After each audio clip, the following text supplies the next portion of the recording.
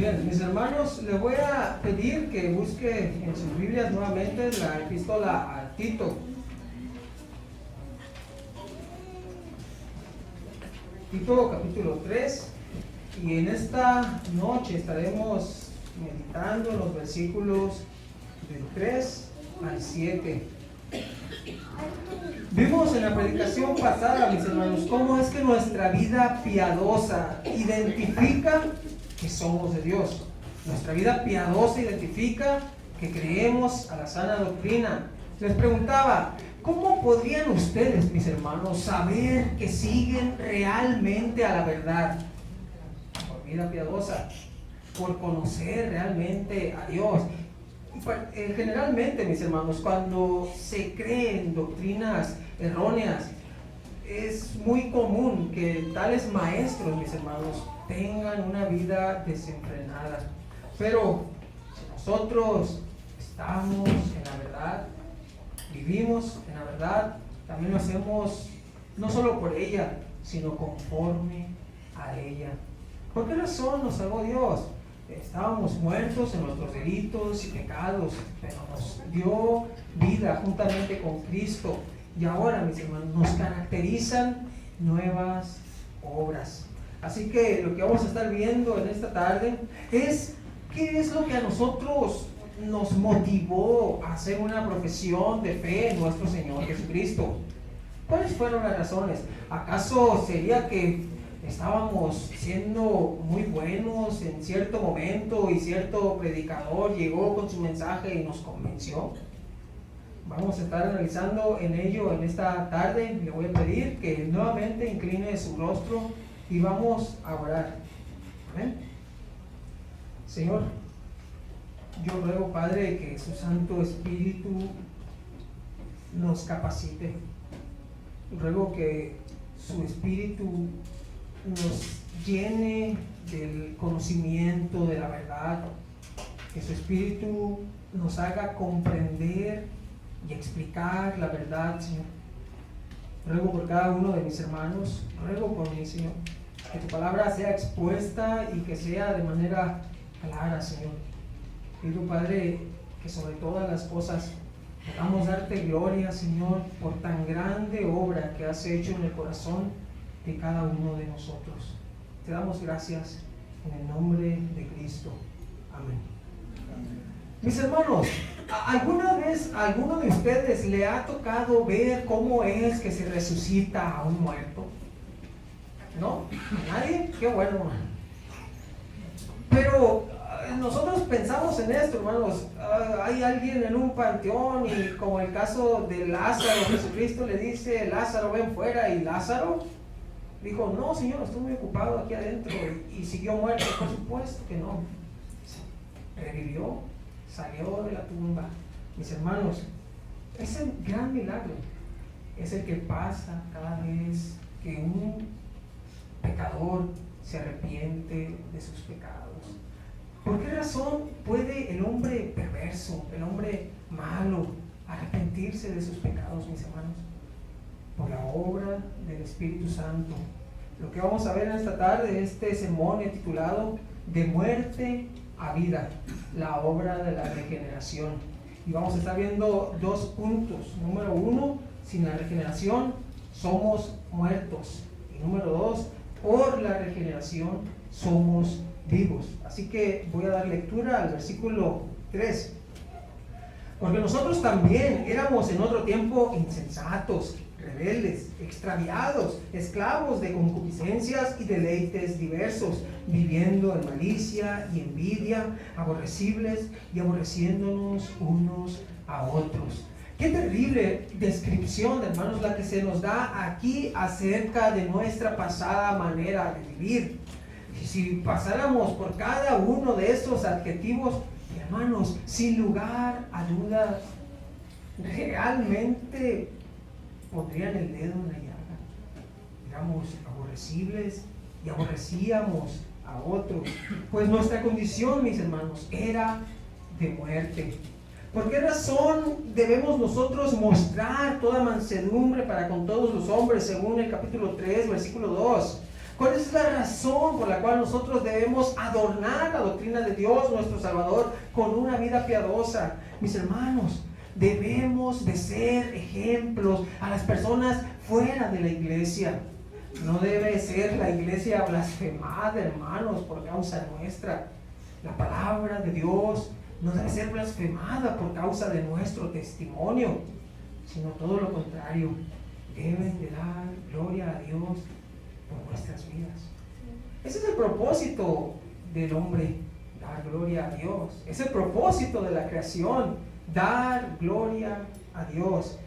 Nuestro pasaje dice, mis hermanos, porque nosotros también éramos, así como las personas a las cuales nosotros debemos tratar, soportar con mansedumbre, así como aquellas personas que son puestas por nuestros gobernantes y debemos de aceptar y sujetarnos a ellas, así, hermanos, como ellas son y con los defectos que las distinguen. Esos mismos defectos, hermanos, nos caracterizaban a cada uno de nosotros, y debemos de pensar de nosotros mismos con cordura. Nosotros éramos así, y el Señor mostró misericordia.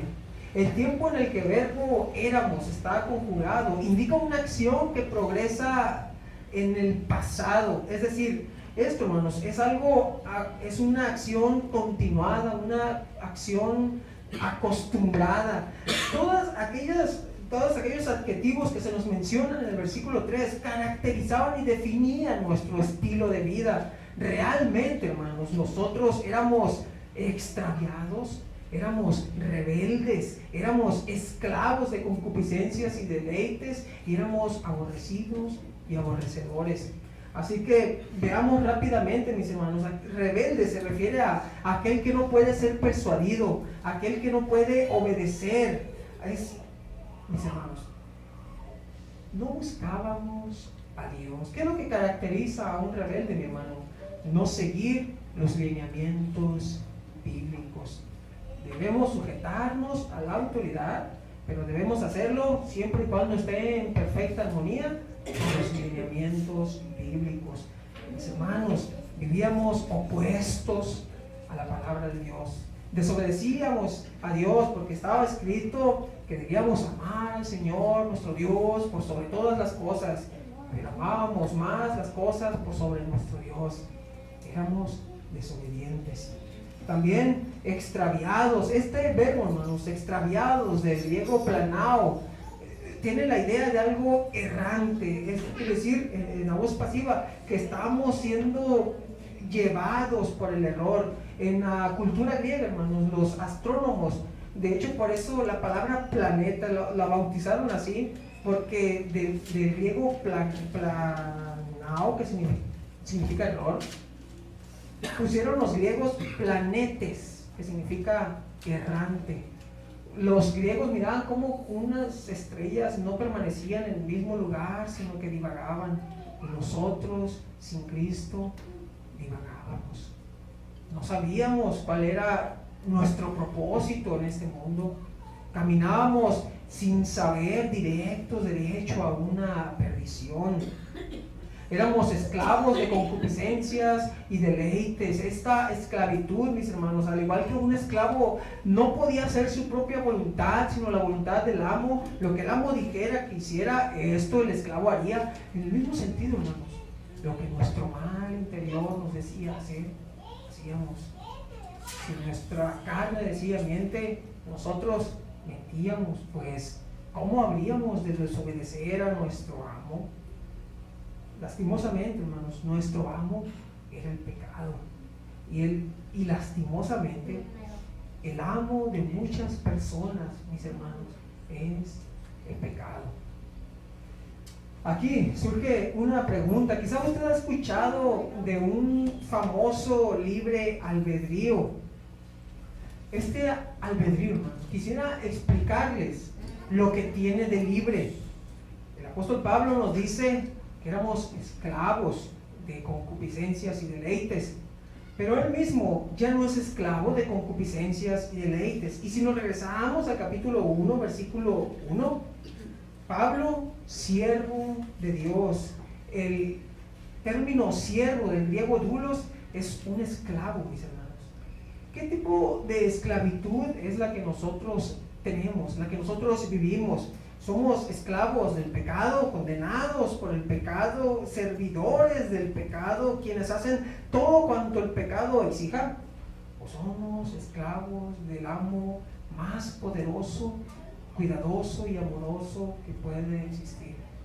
Mis hermanos, el apóstol Pablo escogió una esclavitud que realmente le otorgaba la libertad. Pero muchos que se creen libres, hermanos, viven en esclavitud.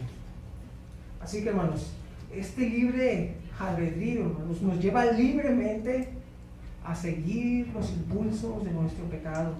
Charles Haddon Spurgeon, un pastor bautista de Inglaterra, ilustraba esto, hermanos. Decía que comparando a un león con un cordero o a un cuervo con una paloma, si usted pusiera al león a comer vegetación, siendo esta la alimentación del cordero, el león se iba a comer al cordero, no iba a comer la vegetación, porque es su naturaleza. El cuervo no comería granos como la paloma, comería carroña, porque es su naturaleza. El hombre hace lo malo porque es su naturaleza. Y libremente decidimos qué cosas malas hacemos. Esa es la verdad. Nosotros realmente, si ahora estamos en Cristo, en otro tiempo éramos esclavos del pecado, y ahora que somos esclavos de Cristo, encontramos realmente la libertad. Vivíamos aprisionados, mis hermanos, condenados a la muerte y al castigo eterno del infierno. Nos dice también, viviendo en malicia y envidia. Así era la manera en la que nuestra vida correctamente es calificada. Nos describía la malicia, hermanos, nuestra depravación, el potencial hacia hacer lo malo, y la envidia, el disgusto por la prosperidad de otros. Piensen en esto, hermanos. Yo les he hecho esta pregunta anteriormente. ¿Quién enseña a sus hijos a codiciar, a envidiar? Yo dudo que los padres o los tíos enseñen a los niños a desear aquello que no tienen. ¿Quién les enseña a los niños a hacer berrinches para obtener aquello que quieren, mis hermanos? Ve cómo nacemos, hermanos, con esta naturaleza. Somos pecadores. Y vamos a analizarlo de la siguiente manera. Primero, ¿acaso no se le hace extraño, hermanos, que un billete de 200 pesos se ve minúsculo a la hora de recibir un salario, pero se ve gigantesco a la hora de dar ofrenda? ¿No le parece extraño que 20 minutos se vayan en un santiamén viendo su película favorita, pero que durante la predicación, hermanos, parece una eternidad en 20 minutos? ¿No le parece extraño que despertarse a las 5 de la mañana para correr sea una buena idea de que traiga salud para nuestros cuerpos, pero levantarse a las 5 de la mañana para orar y leer sea una locura y un fanatismo?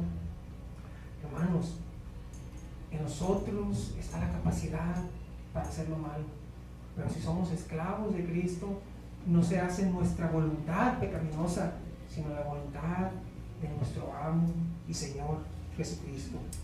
Éramos aborrecibles y nos aborrecíamos unos a otros. Realmente, hermanos, éramos odiados por nuestro carácter. Claro, si nosotros estamos batallando, mis hermanos, con ciertas características en cuanto a nuestra forma de comportarnos, y seguimos siendo odiados, mis hermanos, hay cosas que tenemos que cambiar.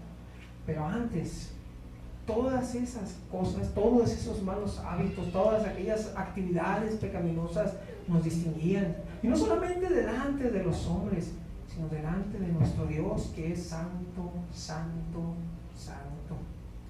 Y además de esto, mis hermanos, nosotros mismos aborrecíamos a las demás personas cuando andábamos sin Cristo.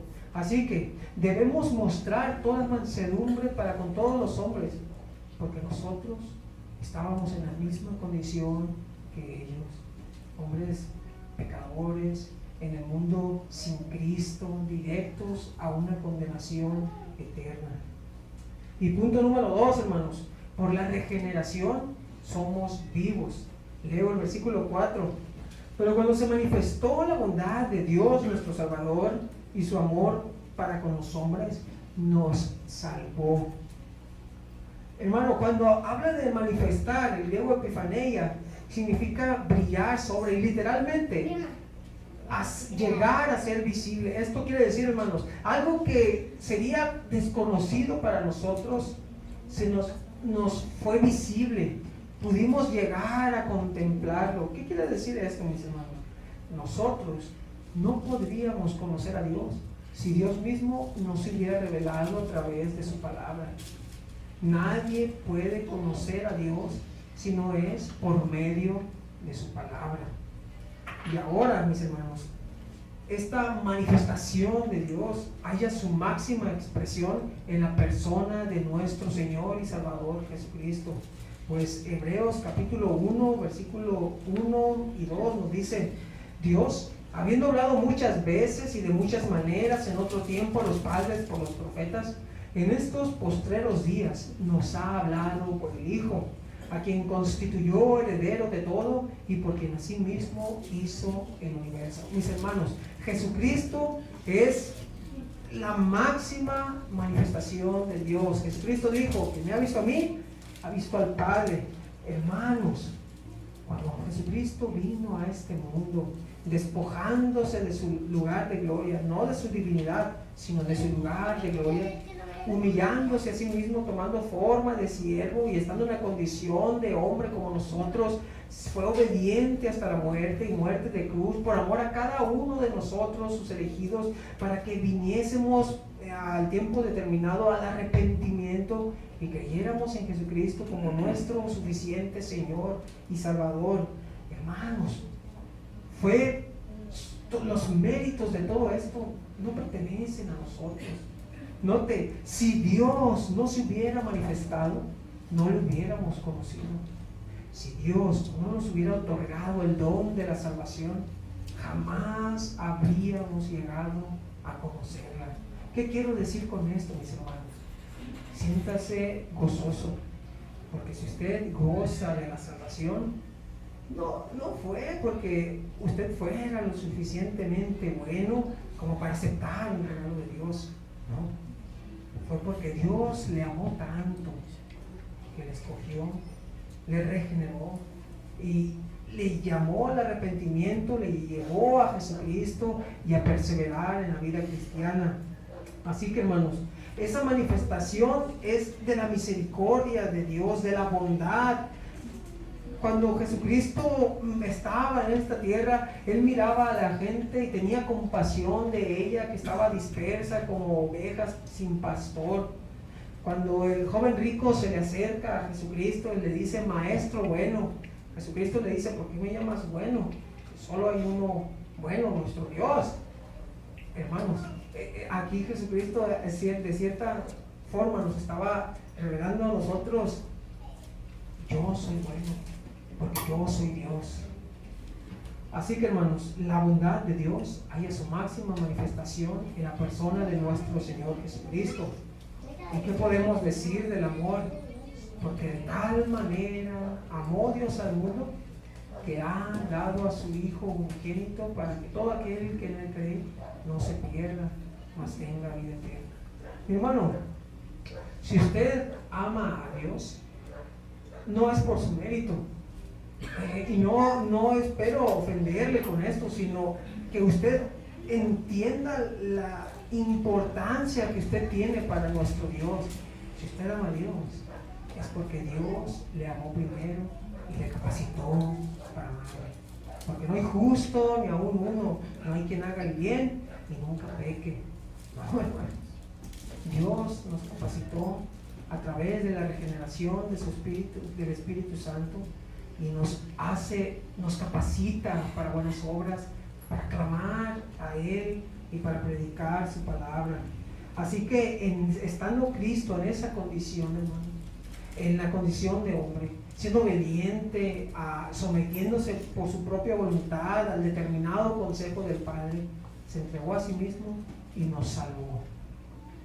La salvación implica que Dios nos ha justificado. Esta es la situación, mis hermanos.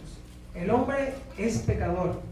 De pecador, la paga del pecado es muerte. Y la segunda muerte es, tenemos vida eterna si somos pecadores, pero es vida eterna en el infierno. Y hermanos, siendo eso, que el hombre es pecador y no puede alcanzar justicia por propia cuenta, pues Isaías nos dice que todas nuestras obras de justicia son como trapos de inmundicia delante de nuestro Dios. Estábamos perdidos. Nuestro pecado nos impedía acercarnos a Dios. Jamás podríamos acercarnos a Dios, mis hermanos. Pero estando en la condición de hombre, nuestro Señor Jesucristo se humilla. Cada latigazo, cada clavo, cada vituperio. El Señor pudo haberse librado de todo ello, pero no lo hizo por amor a cada uno de nosotros. Y a través de eso, a través de toda su vida perfecta, Él cumplió los estándares de la ley de Dios. Ningún hombre puede cumplir con la ley de Dios, pero Cristo lo hizo, y en su justicia, hermanos, se nos es imputada, es decir, somos cubiertos con la justicia de Cristo. Así que lo que el Padre mirará en aquel día, cuando seamos presentados delante de Él, si nos hemos arrepentido y creído en el Señor, no verán nuestras justicias fingidas, no verán nuestras justicias egoístas, no, estaremos cubiertos con la justicia de Cristo. Ese es el estándar, hermano. Jesucristo dijo: si vuestra justicia no fuere mayor que la de los fariseos, y ser fariseo no era cualquier cosa, claro, eran hipócritas, pero no era cualquier cosa hacer lo que esos hombres hacían delante de las personas, y el estándar era aún mayor, claro, era el estándar de nuestro Señor Jesucristo. Jesucristo no se halló en él pecado ni de acción, ni de pensamiento, ni de palabra. En nosotros, hermanos, en cada una de ellas se halla pecado. Así que, ¿cómo es esa justificación por la que nos hace salvos, hermanos? No es por méritos propios. Leemos el versículo 5. Nos salvó, no por obras de justicia que nosotros hubiéramos hecho. Esta conjunción no por obras de justicia, hace referencia a una base, es decir, no es en base a nuestras obras en que nosotros somos salvos. No, Dios no nos salvó en base a ellas. Los méritos de nuestra salvación no residen en nuestras presuntas justicias. ¿Recuerda Judas 24, hermanos, que habíamos predicado hace tiempo de él? 24 y 25.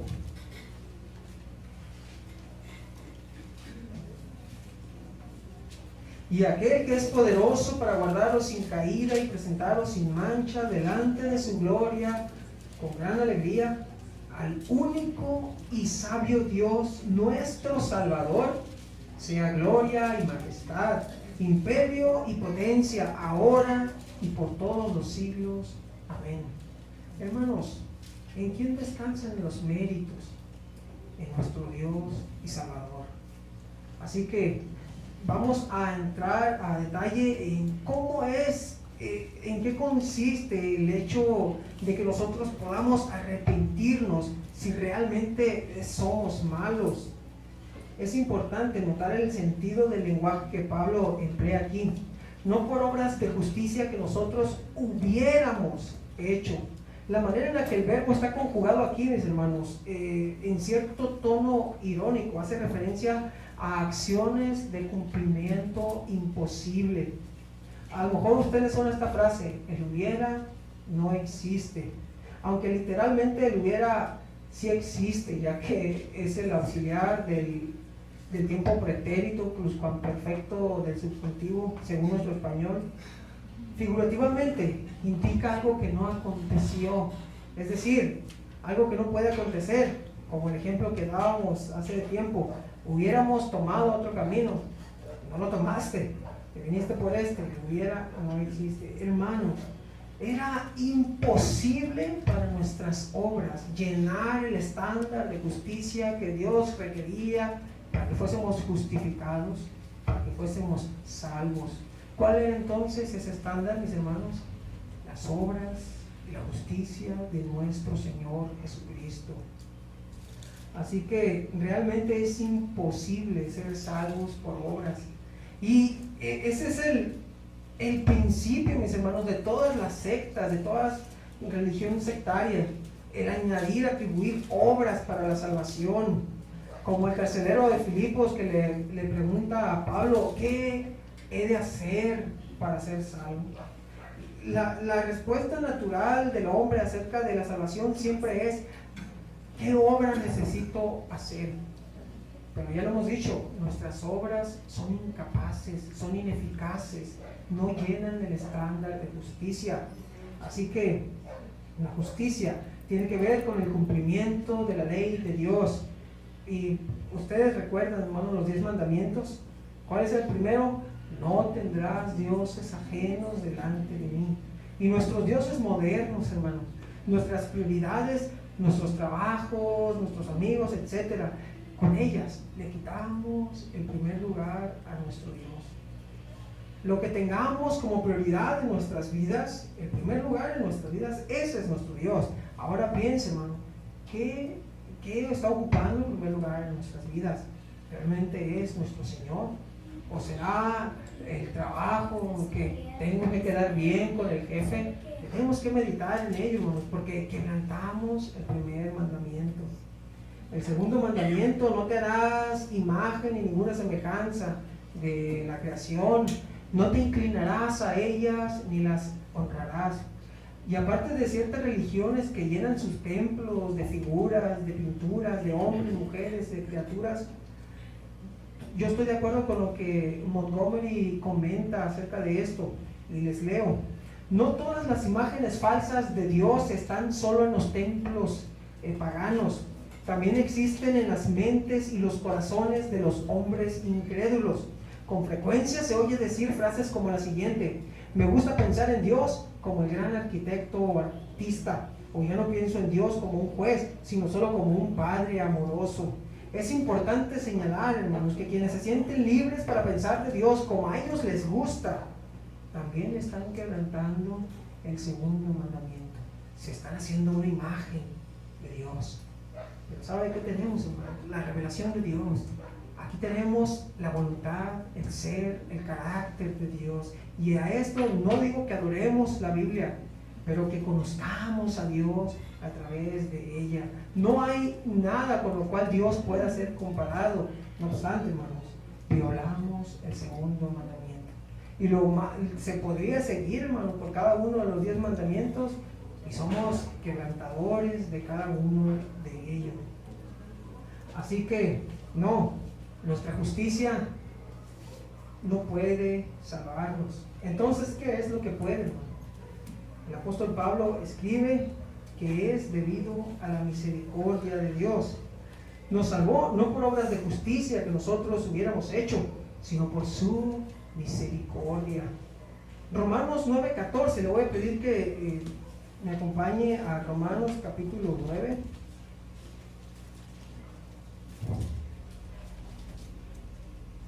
Del 14 al 16. ¿Qué pues diremos? ¿Que hay injusticia en Dios?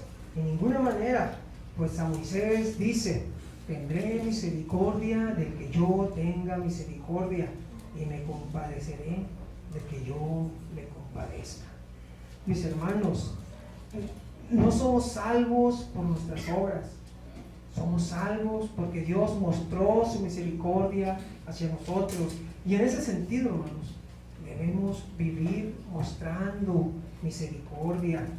No son nuestras obras de ningún tipo, ni pensamientos, ni acciones, ni decisiones, porque ellas solo nos alejarían más y más de Dios.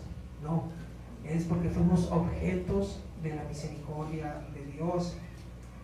También es por la obra del Espíritu Santo, pues el apóstol sigue escribiendo en el versículo 5: sino por su misericordia, por el lavamiento de la regeneración y por la renovación en el Espíritu Santo. Hermanos, Un hombre pecador no puede venir a Cristo porque es pecador, porque está muerto en sus delitos y pecados. Un muerto no puede decidir resucitar, necesita ser resucitado. Así que debemos entender esta obra del Espíritu Santo. Y algo muy curioso es que los bautistas somos catalogados por ciertos grupos como los bautristas, ¿no? Porque no tenemos un espíritu campechano que nos haga menearnos. Pero no, hermanos, no creemos que el Espíritu Santo y su obra estén descontinuadas. Solamente ciertos aspectos como las lenguas que fungieron y los profetas como fungieron para el fundamento de la iglesia. Pero el Espíritu Santo sigue obrando y lo hace milagrosamente. Mis hermanos, el Espíritu Santo nos resucita de entre los muertos. El Espíritu Santo toma nuestros corazones de piedra y pone corazón de carne y nos hace en arrepentimiento ser convencidos de nuestro pecado y venir en fe y arrepentimiento a nuestro Señor Jesucristo. Hermano, si usted es salvo, fue porque Dios le escogió. De hecho, si usted vino hoy a la congregación, hermano, es porque el Espíritu Santo le trajo a rastras desde su casa. Porque estamos capacitados por nuestro cuerpo, nuestros miembros, a hacer lo malo. Pero por el Espíritu de Dios es que podemos decir Abba Padre, decir papi, hablarle con confianza a nuestro Dios. Bueno, no le estoy diciendo que diga papi a Dios, no. Eso el Espíritu Santo lo hace. Pero nosotros podemos acercarnos confiadamente a nuestro Dios, porque el Espíritu Santo obra y nos capacita para ello. El Espíritu Santo regenera nuestros corazones, el Espíritu Santo llena nuestras vidas, nos capacita para buenas obras, nos hace perseverar en la vida cristiana. Es por la obra tremenda y milagrosa del Espíritu Santo, hermano. Así que no, los bautistas no pensamos que el Espíritu Santo ya no obra. Por supuesto que lo hace y lo hace de manera milagrosa. Nos dice por el lavamiento, haciendo referencia a una purificación espiritual, como si laváramos un plato que está tremendamente sucio con el mejor jabón del mundo, mis hermanos. En ese sentido, el Espíritu Santo nos purifica. Debemos ver el lavamiento y la regeneración como cuando Jesucristo se encuentra con Nicodemo y le dice: de cierto te digo, que el que no naciere de nuevo no puede ver el reino de Dios. El término regeneración en el griego palingenesia, hermanos, está compuesto de dos palabras: palin, que significa otra vez o de nuevo, y génesis, bueno, ya salió un nombre, Génesis, significa comienzo o nacimiento. Esto significa, hermanos, esta palabra, un nuevo nacimiento, nacer de nuevo. Es lo que Jesús le dice a Nicodemo: no puedes ver el reino de Dios si no nacieres de nuevo. No podemos acercarnos con fe a nuestro Señor Jesucristo si no nacemos de nuevo. Y eso no depende de nosotros. Romanos 9 seguía diciendo: no depende del que corre, sino de Dios, de quien tiene misericordia. Hermanos, los cretenses, miembros de la iglesia de Tito, ¿recuerdan cómo serían en su vida pasada? ¿Qué era lo que Epiménides decía? Pablo lo cita, dice: los cretenses siempre mentirosos, malas bestias, glotones, ociosos. ¡Ay, qué feo! Los cretenses en general tenían esa fama, pero los miembros de la congregación de Tito tenían que ser luz a Creta. Los miembros de la iglesia, hermanos, debían resplandecer por una vida piadosa. Así que, ¿qué evidencia eso, hermanos? ¿Qué evidencia? Que habían sido regenerados. Esa actitud, esa naturaleza que los impulsaba a ser malas bestias, los llevó a ser animales domados, mansos, humildes como nuestro Señor Jesucristo. Lo que jamás podríamos alcanzar por nuestros méritos, Cristo lo hizo. Así que, hermanos, esta maravillosa obra no fue nuestra iniciativa, sino la de Dios, que tuvo misericordia, y que el Espíritu Santo obra en cada uno de nosotros, y que por los cuales Jesucristo murió y consumó la salvación. Vemos la maravillosa obra de la Trinidad en nuestra salvación. Así que eso, hermanos, debe darnos seguridad. Nos dice que también es por los méritos de Cristo, versículos 6 y 7, el cual derramó en nosotros, hablando del Espíritu Santo, abundantemente por Jesucristo nuestro Salvador, para que justificados por su gracia viniésemos a ser herederos conforme a la esperanza de la vida. Vemos hasta aquí los 4 aspectos teológicos: la regeneración, que es obra del Espíritu Santo, que nos convence de pecado, produce arrepentimiento y nos lleva a Cristo; la justificación, que es el acto en el cual somos declarados justos por creer en el Señor Jesucristo. También vemos la gracia de nuestro Dios, que es en base a su gracia salvadora. Es decir, Dios muestra su favor inmerecido. Nosotros lo que merecemos es el infierno. Si exigiéramos justicia, el infierno nos espera a cada uno, pero Dios nos da lo que no merecemos: vida eterna en Cristo. Vemos su gracia. También notamos la morada y el sellamiento del Espíritu Santo en el creyente. Nuestro hermano Frank escribe acerca de esta obra del Espíritu Santo y dice: hay pasajes claros en la Escritura que afirman que el Espíritu Santo viene a habitar en el creyente al momento de regenerarlo. 1 Corintios 3:16, por decir uno. Estos pasajes nos afirman que todo creyente genuino, sin importar su etapa de madurez en su experiencia cristiana, posee al Espíritu Santo de una manera completa, que lo capacita para vivir de acuerdo a la justicia. También hay pasajes que afirman que el Espíritu Santo sella al creyente con la seguridad de la salvación. De manera, hermanos, que podemos concluir que el Espíritu Santo, al momento de regenerar a un creyente, viene y hace morada permanente en él, preservándolo y capacitándolo para recibir la herencia eterna que nos espera. Fue por Cristo, hermanos. Cristo consumó su obra de salvación, y es la obra del Espíritu Santo la que nosotros nos lleva entonces a la obra del Salvador en arrepentimiento y fe, y ser declarados justos, salvos. Así que pregunto, hermanos, ¿los méritos son de nosotros? ¿Fuimos salvos porque decidimos hacerlo? Por supuesto, hay responsabilidad humana. Cada uno dará a Dios cuenta de sí. Es nuestra responsabilidad, pues el que no cree ya ha sido condenado, porque no creyó en el nombre de nuestro Señor Jesucristo. Pero, hermanos, Dios tiene misericordia de quien Él tiene misericordia. Y esto no es para que nosotros pensemos en Dios como un injusto, porque justicia sería que todos fuéramos al infierno. No, es para que demos gracias a Dios, porque sin merecerlo nos da vida juntamente con Cristo. ¿Amén? Vamos a orar, hermanos. Señor, te damos gracias, porque lo que jamás podríamos lograr por cuenta propia, usted lo ha hecho, y lo ha hecho eficazmente, Señor. Gracias porque en Cristo tenemos el perdón de pecados y solamente su sangre redime.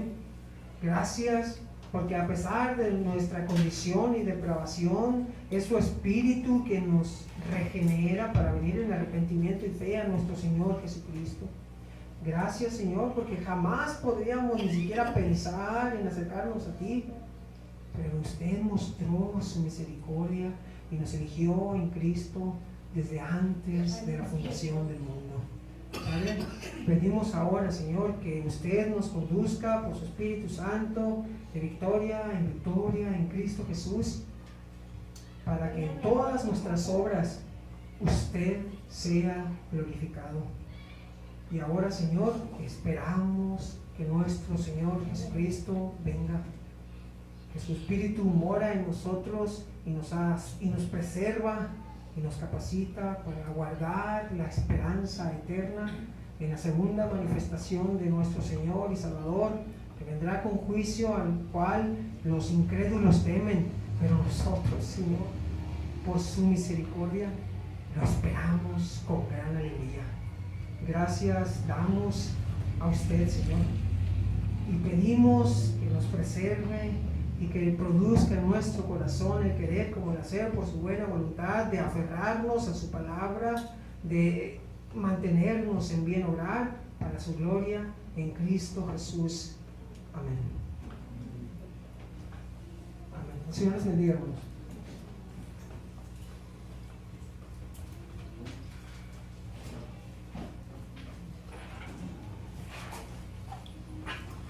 Dios les bendiga, hermanos. Los anuncios, pues les seguimos recordando, hermanos, nuestros servicios los miércoles a las 7 de la tarde. Tenemos servicio de oración y club de niños a las 7:20. Estemos orando, hermanos, por el motivo de que a los niños los tenemos a las 7:20 y están con nosotros aquí, es porque no tenemos maestros los miércoles para niños.